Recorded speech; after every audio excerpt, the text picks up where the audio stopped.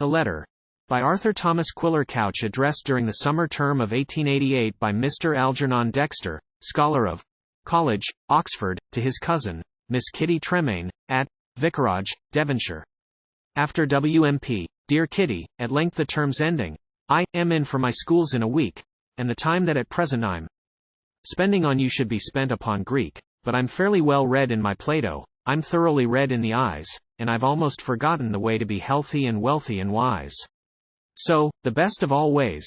Why repeat you the verse at 2:30 a.m. when I am stealing an hour to entreat you, dear Kitty, to come to Commem? Oh, come, you shall rustle in satin through halls where examiners trod. Your laughter shall triumph o'er Latin in lecture room, garden, and quad. They stand in the silent Sheldonian, our orators, waiting for you, their style guaranteed Ciceronian, their subject, the ladies in blue. The vice sits arrayed in his scarlet. He's pale, but they say he dissembles by calling his beadle a varlet, whenever he thinks of Commem. There are dances, flirtations at noonum, flower shows, the procession of eights. There's a list stretching usque ad lunam of concerts, and lunches, and fêtes. There's the nudigate all about. Gordon, so sweet, and they say it will scan. You shall flirt with a proctor, a warden shall run for your shawl and your fan. They are sportive as gods broken loose from Olympus, and yet very eminent men. There are plenty to choose from, you'll find, if you come to Commem. I know your excuses. Red Sorrel has stumbled and broken her knees. Aunt Phoebe thinks waltzing immoral. And, Algie, you are such a tease. It's nonsense, of course, but she is strict. And little Dick Hodge has the croup. And there's no one to visit your district, or make Mother Tettleby's soup. Let them cease for a se'nnight to plague you. Oh, leave them to manage pro tem, with their croups and their soups and their ague. Dear Kitty, and come to Commem.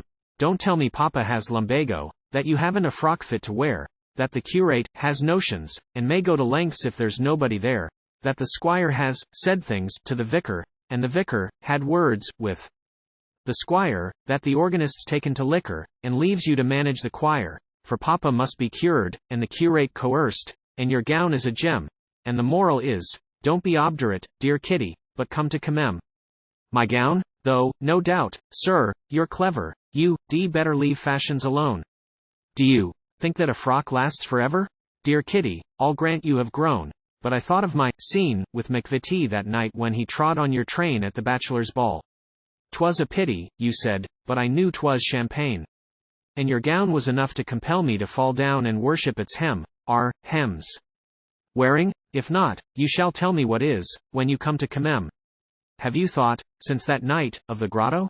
Of the words whispered under the palms, while the minutes flew by and forgot to remind us of Aunt and her qualms? Of the stains of the old journalistin? Of the rose that I begged from your hair? When you turned, and I saw something glisten. Dear Kitty, don't frown, it was there. But that idiot Dellin in the middle bounced in with, our dance, ahem.